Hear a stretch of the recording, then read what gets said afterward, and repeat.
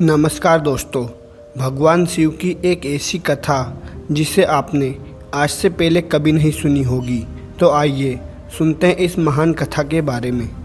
प्राचीन काल की बात है। एक गांव में राजू नाम का एक लड़का अपनी माँ के साथ रहता था। उसके पिता अब इस दुनिया में नहीं थे। माँ बहुत बीमार रहती थी और उनके पास इलाज के पैसे भी नहीं थे। राजू रोज़ाना मेहनत मजदूरी करता, कभी दूध बेचता, कभी किसी के खेत में काम करता और फिर घर आकर माँ की सेवा करता। सावन का महीना अब शुरू होने वाला था।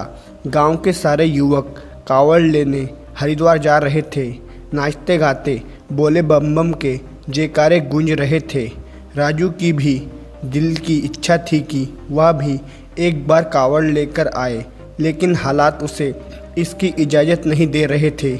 उसी रात उसकी माँ ने उससे कहा, राजू, भोलेनाथ से जो भी सच्चे मन से मांगता है वह उसे ज़रूर देता है।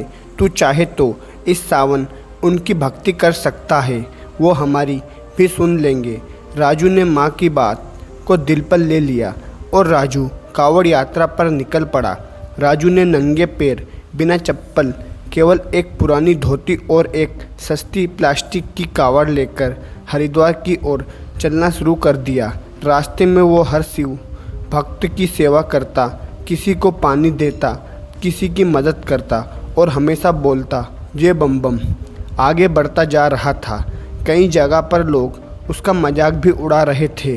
अरे यह बच्चा क्या कावड़ लाएगा, खुद की देखभाल तो कर नहीं सकता और कावड़ लेने चला है। लेकिन राजू सिर्फ मुस्कुराता और आगे बढ़ जाता। फिर हरिद्वार पहुंचते समय जब वो गंगा जल लेने पहुंचा तो उसकी आंखों में आंसू थे। वो शिवजी के सामने बैठ गया और बोला, हे भोलेनाथ, मैं आपके पास कुछ मांगने नहीं आया हूँ, बस माँ की बीमारी मेरे से देखी नहीं जाती, इसलिए मैं यहाँ आया हूँ। अगर आपको लगे कि मेरी भक्ति सच्ची है तो बस मेरी माँ को ठीक कर देना। उसी रात जब राजू गंगा तट पर सो रहा था, उसने सपना देखा। सपने में एक साधु उसके पास आए और बोले, बच्चा, तूने निस्वार्थ प्रेम भाव से भगवान की पुकार करी है, अब तू घर जा, तेरी माँ तो ठीक हो चुकी है। राजू की आंख खुल गई। उसने इस सपने को मानकर अनदेखा कर दिया, लेकिन अब उसके मन में एक अजीब सी शांति थी। अब राजू जैसे तैसे वापस गांव लौट गया।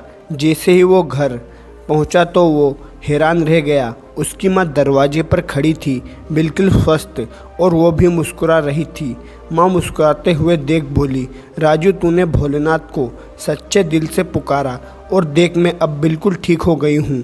जब तू गंगाजल लेकर चला गया उसी दिन मुझे गहरी नींद आई और सुबह उठी तो मैं जैसी सारी बीमारी चली गई होगी। गांव वालों ने यह चमत्कार देखा और सब राजू को गले लगाने लगे। लोग उसे भोलेनाथ बाबा का सच्चा भक्त कहने लगे।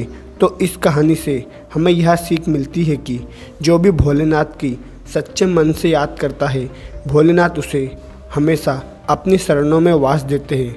धन्यवाद दोस्तों।